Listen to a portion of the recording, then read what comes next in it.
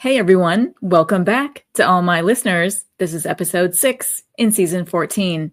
Today is Wednesday, February 5th, 2025. My name is Sonal Patel, and this is the Paint the Medical Picture podcast series.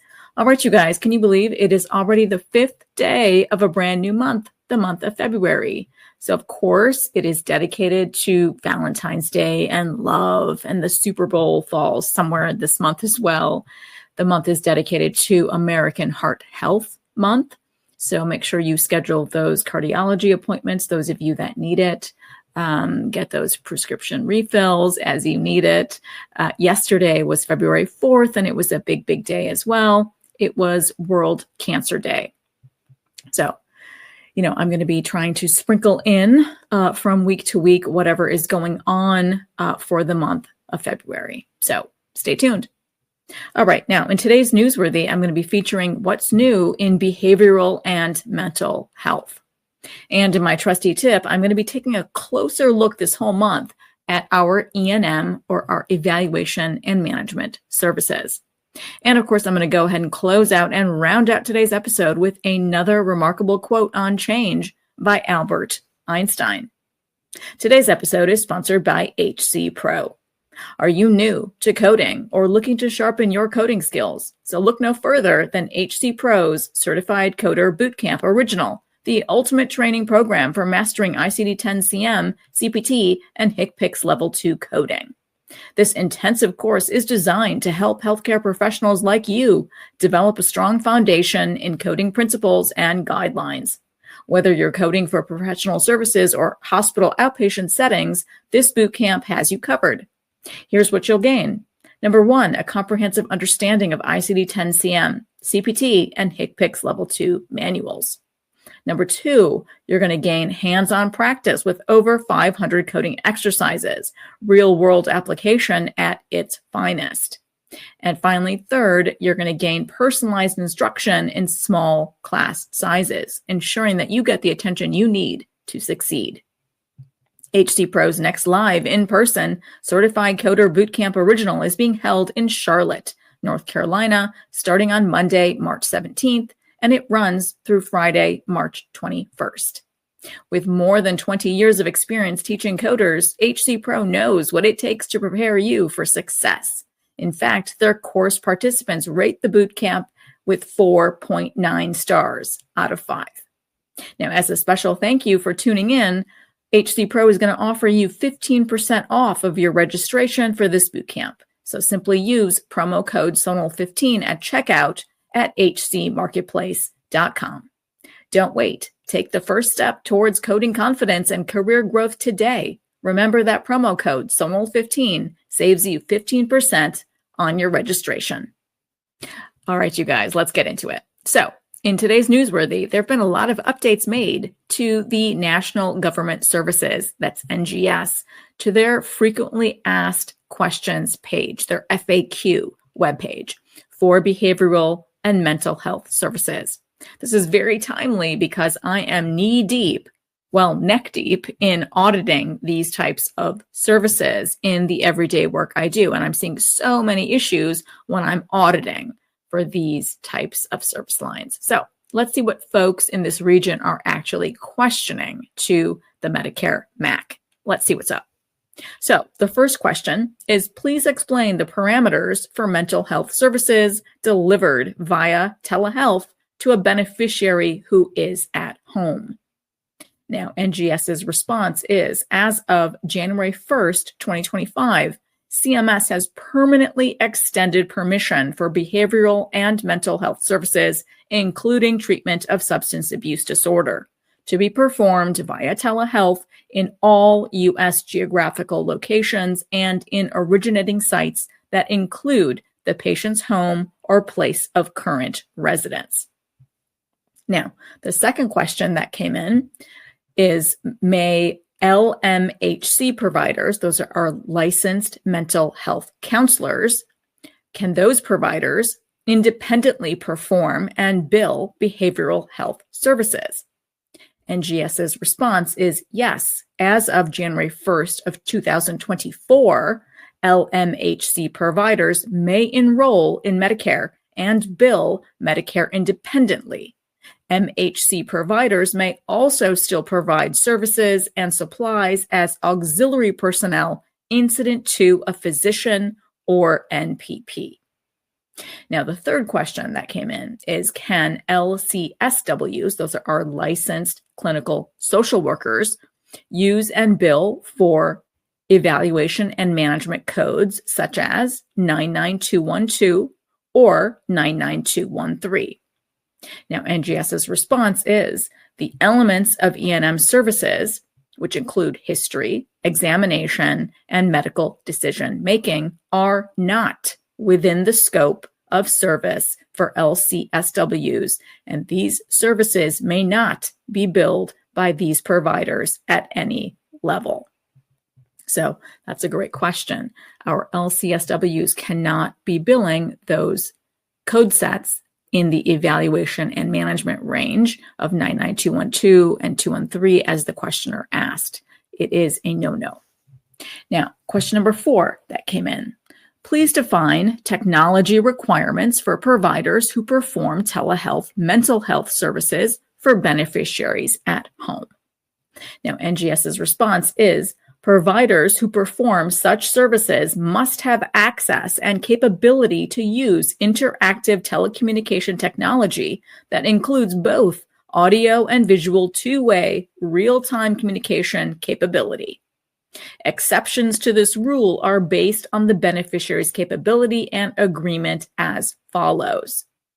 The beneficiary may not be capable of audio-video communication, or the beneficiary may not consent to audio-video communication.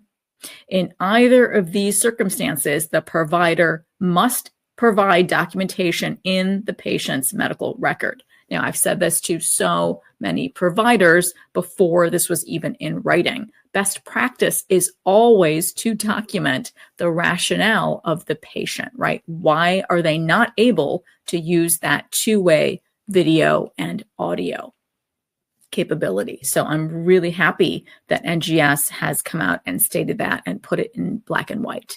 That's a really, really good CYA for our providers, right? Make sure that the insurer later down the line will understand why the patient could not use that audio and video, right? By choice, they didn't want to be captured on camera, or they simply had no access to it, right? They don't have a smartphone, they don't have an iPad, they don't have a laptop, etc. So really, really good answer provided by NGS.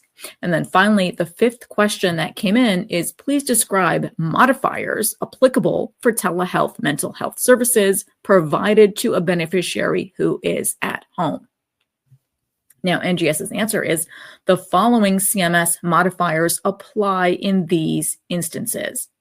The modifier FQ, that's F as in Frank, Q as in Queen, which is for a telehealth service was furnished using real-time audio-only communication.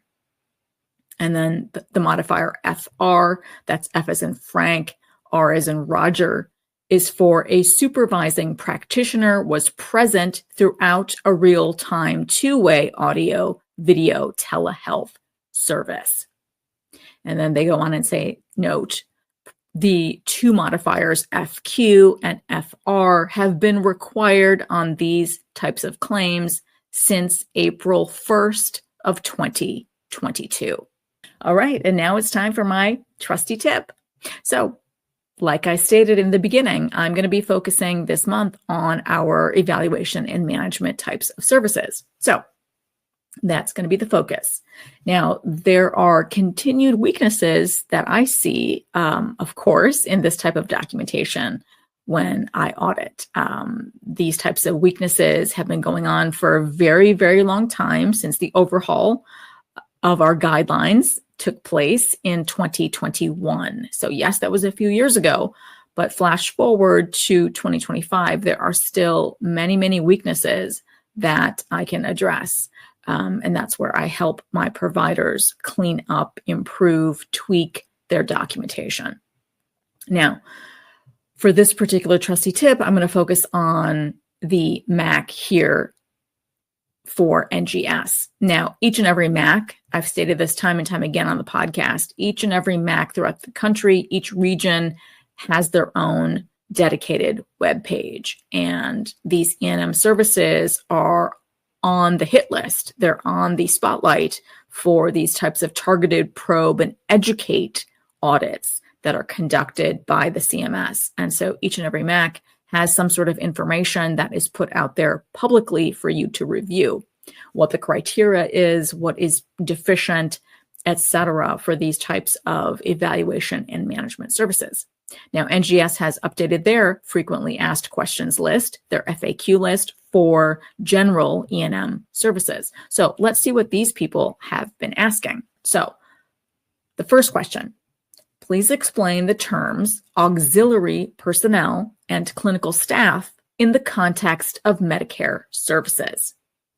Now, NGS's answer is these terms are often used in defining which staff members can perform Medicare services on an incident-to basis or under varying degrees of physician and or NPP supervision. Now, National Government Services accepts the following as definitions of these roles. So they go on and state that auxiliary personnel, as defined in the Code of Federal Register under 42 CFR 410.26, means any individual who is acting under the supervision of a physician or other practitioner, regardless of whether the individual is an employee, a leased employee, or an independent contractor of the physician or that other practitioner, or of the same entity that employs or contracts with the physician or the other practitioner, and they have not been excluded from the Medicare, Medicaid, and all other federally funded healthcare programs by the Office of the Inspector General, or had his or her Medicare enrollment revoked, and meets any applicable requirements to provide incident-to services, including licensure, imposed by the state in which the services are being furnished.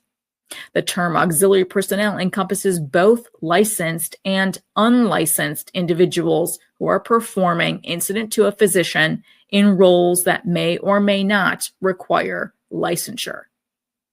Then NGS moves on and talks about the term clinician.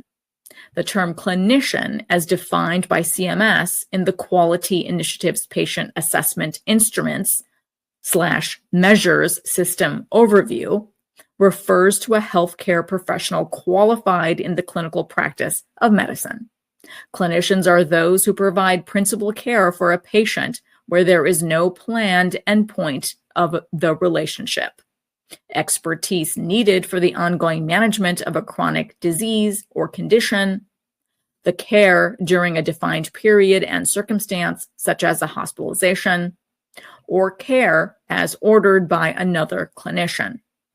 Clinicians may be physicians, nurses, pharmacists, or other allied health professionals. The term clinician refers to a licensed healthcare professional who may be working independently or under the supervision of a physician or NPP. Moving on, the second question. As per CMS, providers may now reference information obtained and documented at a previous encounter, and information documented by other clinicians as long as the provider clearly documents current performance of all pertinent E&M elements and updates and or modifies the record of the previous encounter. Please specify any further recommendations relative to this change. That's a great question. So NGS responds, the electronic medical record is generally capable of storing an extensive volume of prior documentation. CMS and NGS are concerned with the copy and paste capability for these records, allowing providers to copy previous information without careful review. Providers are strongly encouraged to avoid any copy and paste functionality when documenting a service. When referencing previously recorded information, the provider should include the date and the provider of the prior service. A review of that information relative to the current service and also enter any update or modification to the prior information. All right, then the third question. What is the correct coding for outpatient and/or office services provided during an inpatient stay? For example, during a SNF stay or a skilled nursing facility stay, patients are occasionally seen at a provider's office. So what is the correct coding for these services? NGS provides an answer. Outpatient and office services performed during an inpatient stay must be coded by the performing provider with a place of service and CPT code that correlates to the facility at which the patient is enrolled in an inpatient status. For patients seen during a covered SNF stay, claims should be submitted with the place of service or POS code 31. For patients seen during a non-covered SNF stay, claims should be submitted with the place of service or POS code 32. The office-based physician should choose the correct E&M CPT code from the SNF family of E&M services. Now, this is based on the CMS Internet-only Manual Publication 100-04, the Medicare Claims Processing Manual, Chapter 6, Section 80.4. And it states, quote, for example, if SNF inpatients are taken to the private office of a neurologist for necessary tests such as an encephalograph, the services are considered performed in the SNF for billing and payment, end quote. Now, the fourth question, when is it appropriate to bill CPT code 99211? Can this be used for medication renewals? Does it require the physician or an APRN to be present? Does the patient need to be present, i.e., that service cannot be provided via phone? Are there time duration limitations?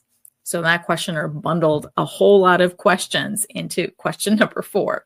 Now, the answer that NGS came back with is CPT code 99211 represents a patient service that does not require the physician's direct interaction, but must meet the Incident 2 requirements for physician's presence in the office suite.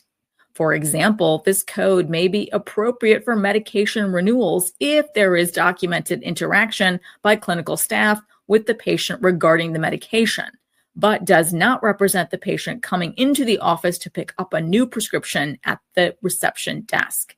The patient has to be present in the office, and telephone services are excluded. As of January 1st, 2021, the time component has been removed from this CPT code. And finally, question number 5. Is it permissible to bill an evaluation and management service performed by a clinical pharmacist? NGS comes back with their response. Clinical pharmacists are not recognized as enrolled Medicare providers.